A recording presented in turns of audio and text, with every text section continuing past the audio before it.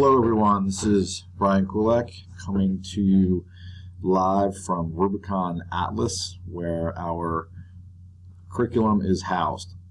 So if you're new to us, then you are going to have to log in for the first time, and that will come from this position. When I put you in the system, your name will appear. In this case, I'll put my own.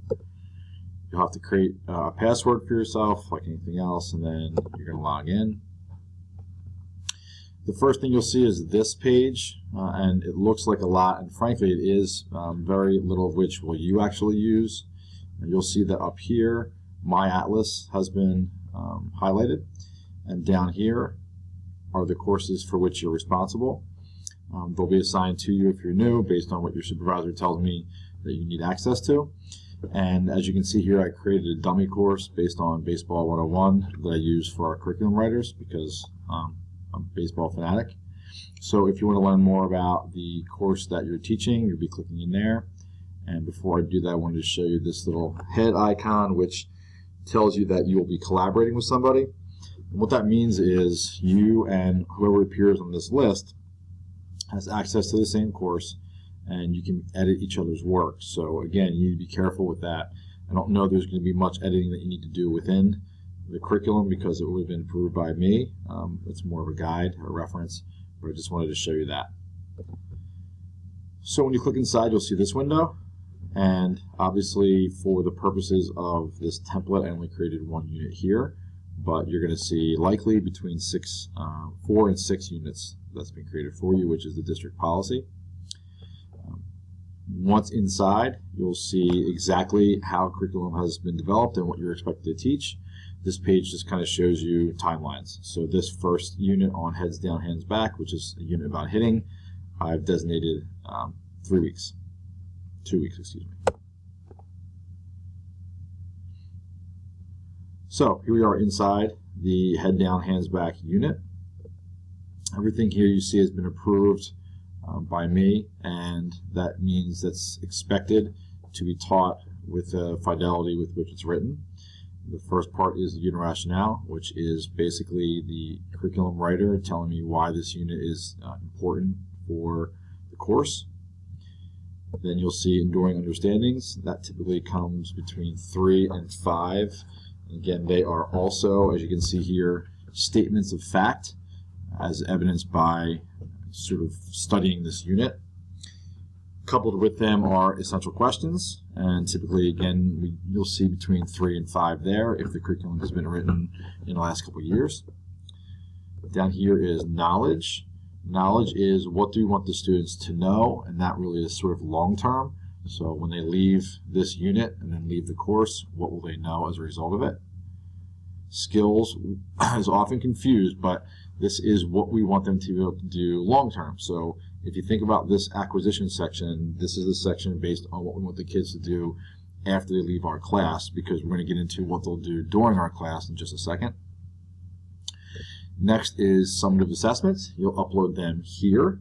So once you get inside the summative assessment area, you'll click Add New Assessment. Then everything becomes a drop down from here. I'm going to add a drill. It's going to be a personal project. It is going to be summative. You're not required, and you probably won't see anything written here. And over here, the standards will be attached if necessary. Often they will not be. And there you see it added right there. So that's anything that's going to be a summative assessment. The learning plan itself, this is more the day-to-day. So learning activities are what will my students be doing in class. This is not meant to be a lesson plan. This is rather those kinds of activities that you favor and you know you'll be doing during this unit to get the kids to understanding. And then formative assessments over here.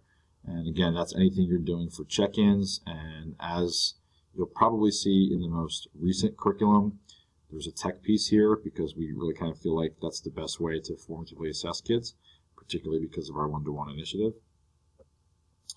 In the resources section here, you're going to find anything that you may possibly use, and you'll probably find, again, with the more recent stuff, that does not include textbooks as much anymore as we sort of move away from that.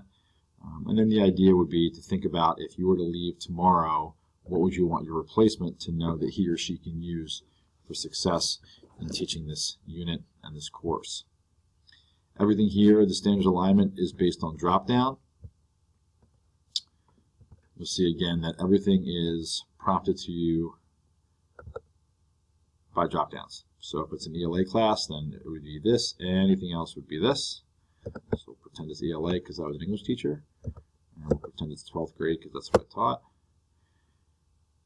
And you would just then be identifying anything that you think would apply to this unit. And click Save, and then it magically appears. The same can be said for your content area alignment. In this case, we pretended that it was math. Text standards, anything that might be used to help the kids understand, formatively or otherwise.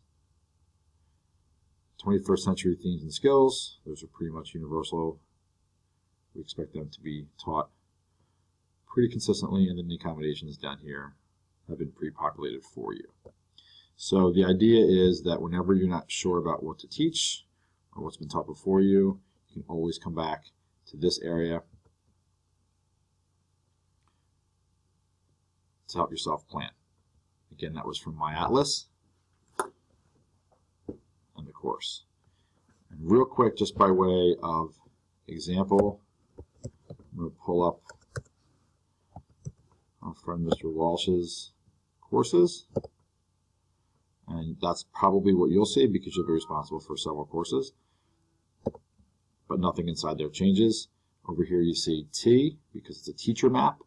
If you see a D there, that would stand for district, and you should not be seeing that. That's just for the website and for us. So that would be something we need to take care of together. All right, so it's a brief overview of Rubicon Atlas, our curriculum website. Thanks.